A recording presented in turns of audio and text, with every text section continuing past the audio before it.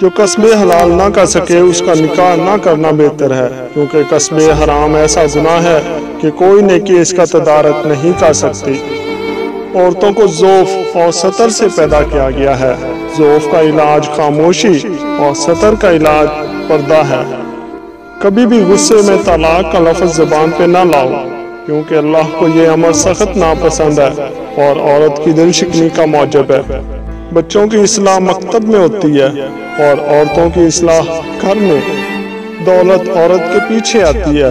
دولت مند ہونا چاہتے ہو تو عورت کی قسمت کو اپنے اوپر اوڑھ لو، یعنی اس کی حیا اور اس کی پارسائی کو اوڑھ لو تو عورت کی روح آپ کی طرف ہوگی۔ دولت مند کر دینے والی عورت کے چہرے پر 3 نشانیاں ہوں گی۔ نمبر 1، اس کے کان چھوٹے ہوں گے۔